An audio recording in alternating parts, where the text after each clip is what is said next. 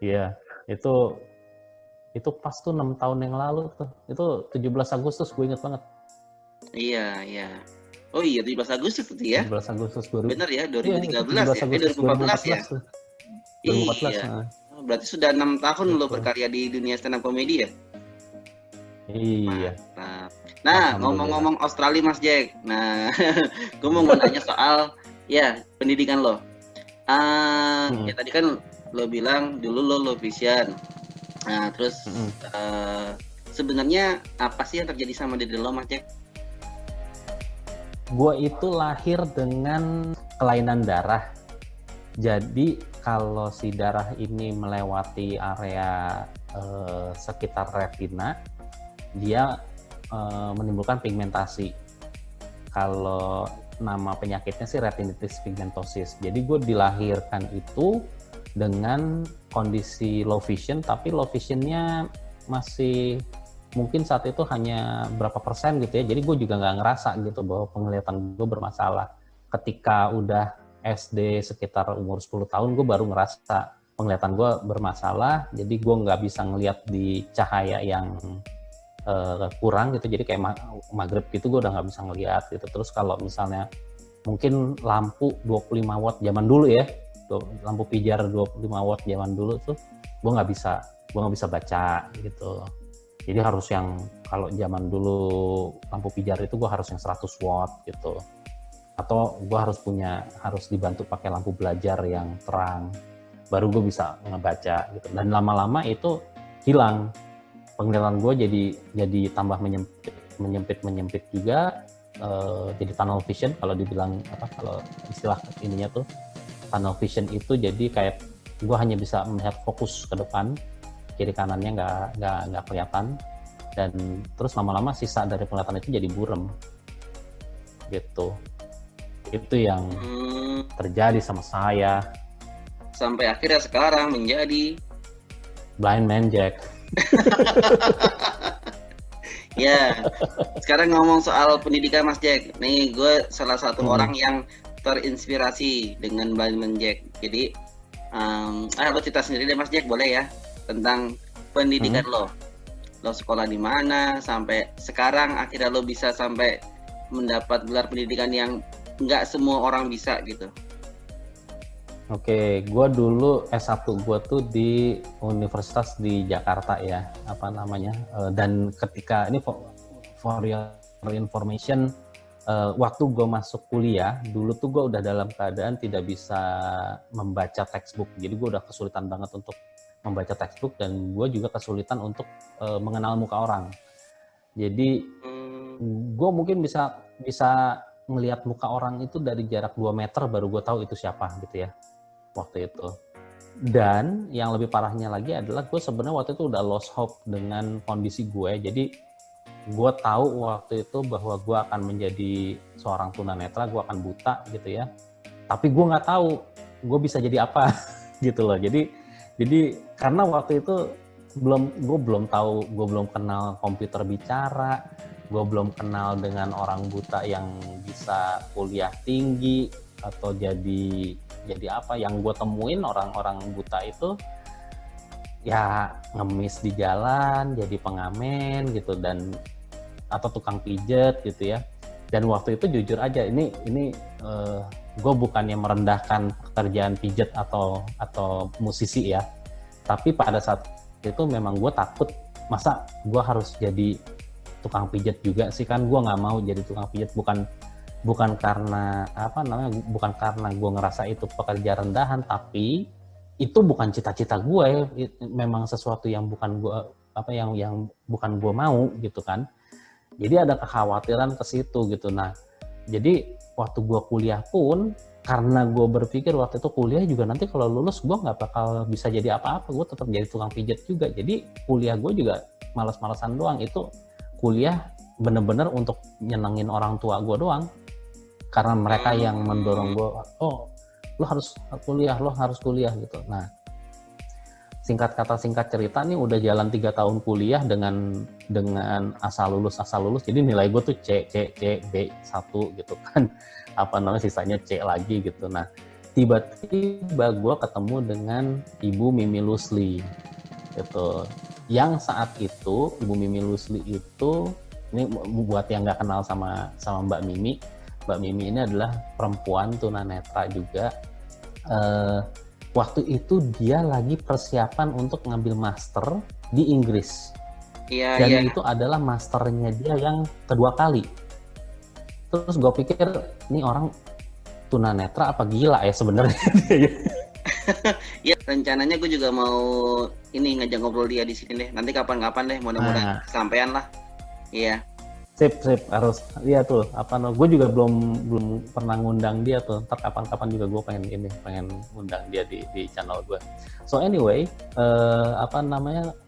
ketika gue ketemu dia, gue nanya gitu, lu ngapain sekolah ngambil master sampai 2 kali gitu ya. Master yang pertama di Jogja, master yang kedua di Inggris gitu. Terus nah disitulah dia bilang gitu bahwa kita masih punya kesempatan, kita bisa bekerja sebagai ini, sebagai itu, dan lain sebagainya.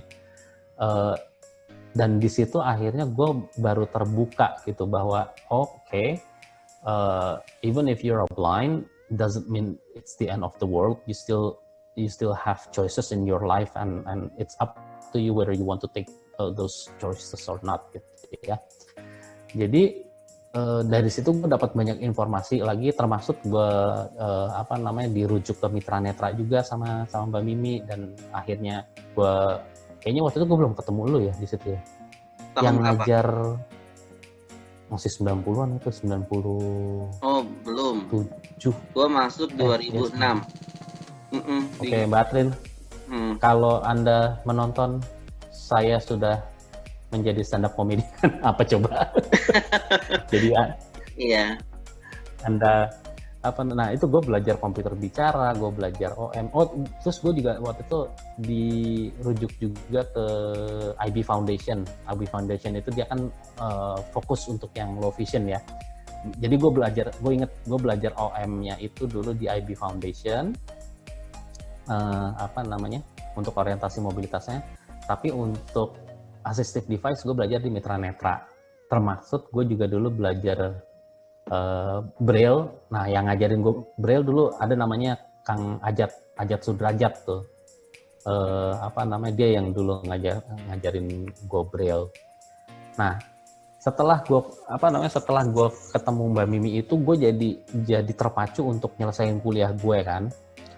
Dan gue berpikir, ini nilai gue pada jelek-jelek nih. Akhirnya gue secara sadar gue bilang sama bokap gue mau nambah 1 tahun kuliah untuk ngeberesin nilai gue gitu. Jadi waktu itu harusnya gue ada skripsi, gue gunakan tahun itu untuk selain nyusun skripsi, gue ngeberesin nilai-nilai gue. Jadi gue punya masing-masing punya 2 semester kan. Semester genapnya gue masih punya 2 semester ganjilnya gue punya 2 semester untuk iya betul. Berarti ngulang ya Mas, gitu hitungannya kan. Ya? Gue ngulang. Hitungannya gue ngulang. Jadi beberapa yang C itu ada beberapa yang gue ulang, dan alhamdulillah cukup baik. Jurusan gue humas. Gitu. Nah, terus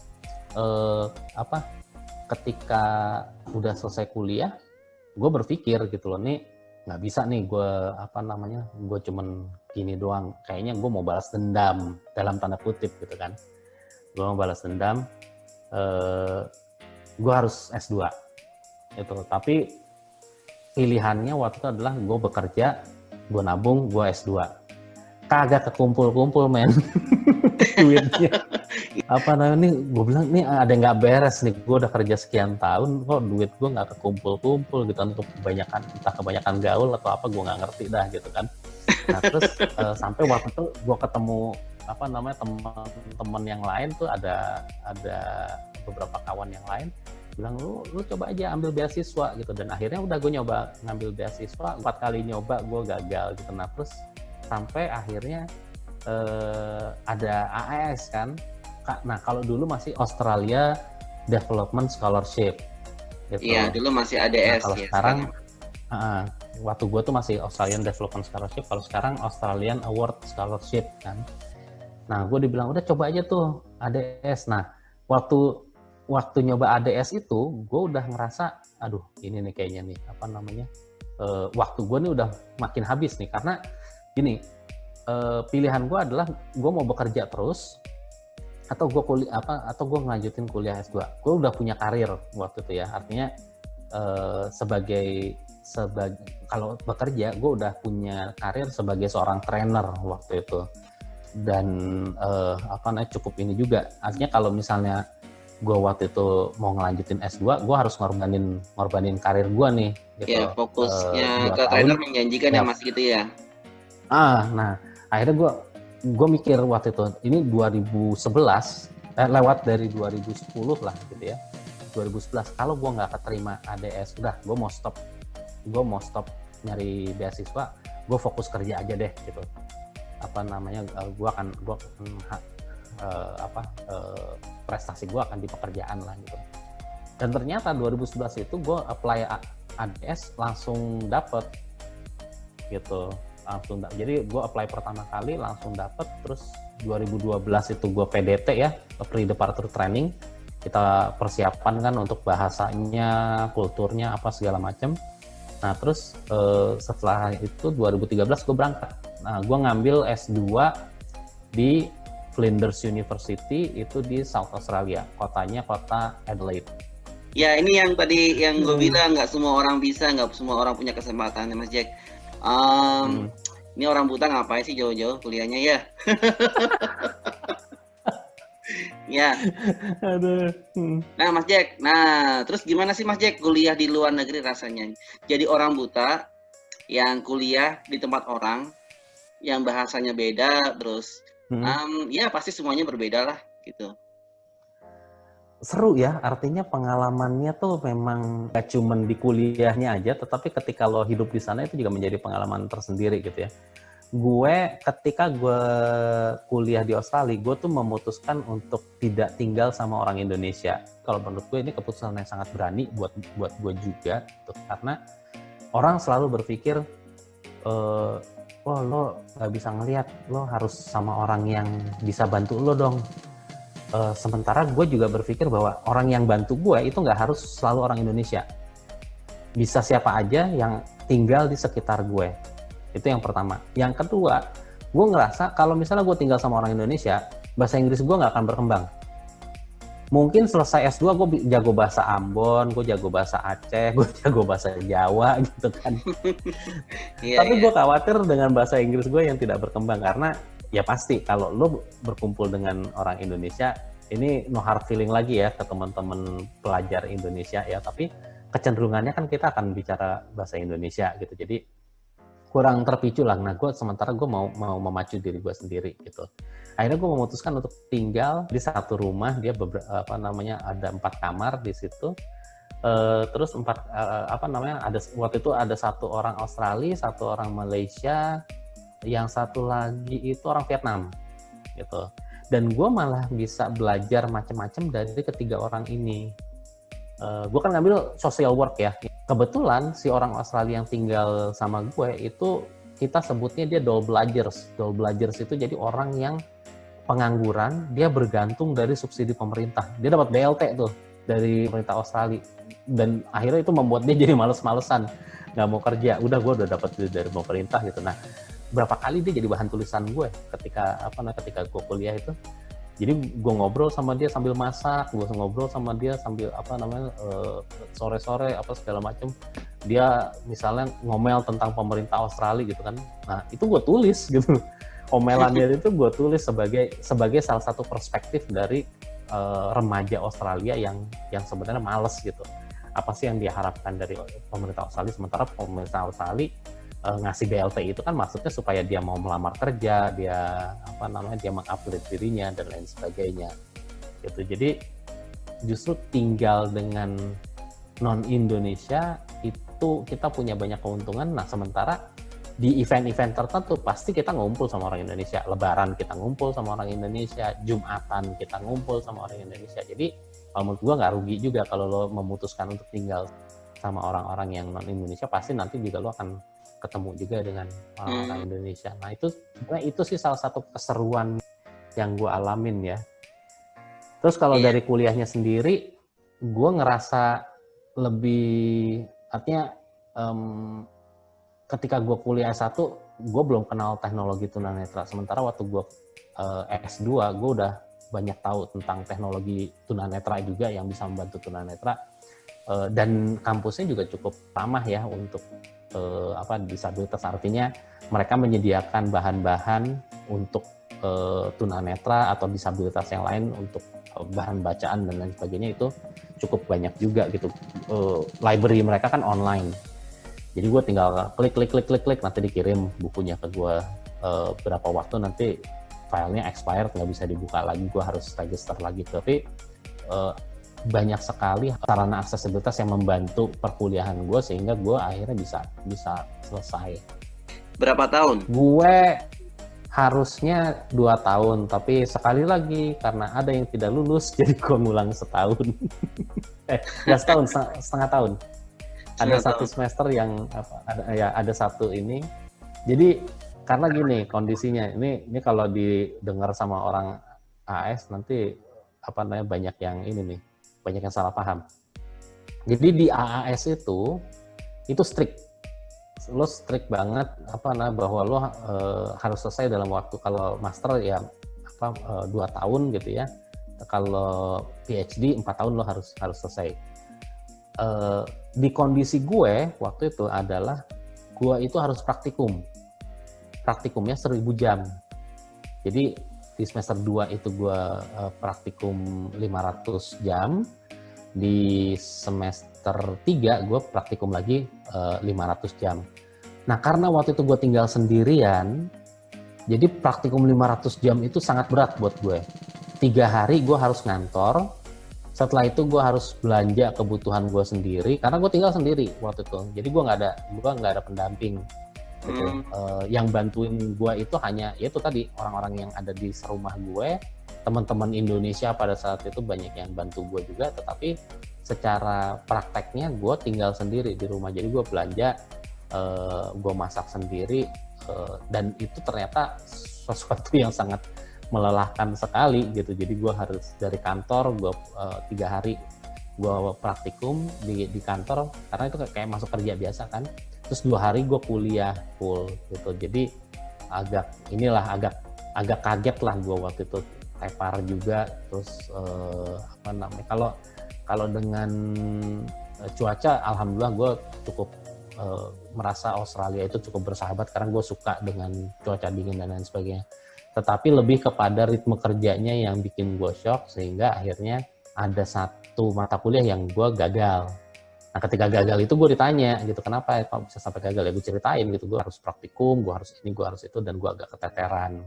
Akhirnya dari AS justru mereka bilang oke, kita kasih kesempatan lagi deh, load-nya dikurangin supaya lo bisa lebih baik lagi kuliahnya. Jadi yang semester 4 yang harusnya semester terakhir itu dibagi jadi 2. Jadi gue kuliahnya jadi part time, dibagi menjadi 2 semester. Gitu. Jadi yang harusnya kuliah dalam 1 semester itu mata kuliahnya dibagi dalam 2 semester gitu ya? Ya, betul. Kalau gue sih pribadi gue suka dengan Adelaide ya, karena itu kota tuh cocok banget buat kalau kita mau belajar di sana. Dia tidak terlalu ramai. Kalau lo bete, lo mau cari hiburan yang kota masih ada di sana. Jadi lo mau dugem kayak lo mau ke kafe atau lo mau festival. Nah Adelaide itu dia kota festival tuh. Lo bisa cari hiburan di sana. Tapi kalau lo mau yang ke alam ada juga. Jadi lo tinggal ke arah timur itu udah laut. Nanti ada bukit juga, ada pantai. Jadi gue sih seneng ya kalau di Adelaide. Dan itu dia state of festival. Jadi negara bagian yang paling banyak festivalnya itu ada macam-macam, sampai festival tomat juga ada di sana. Nah, Mas Jack, mau tanya nih, ini agak melenceng lah ya. Gue pernah dengar katanya di sana, di Australia sana, lu sempet ngamen, bener nggak?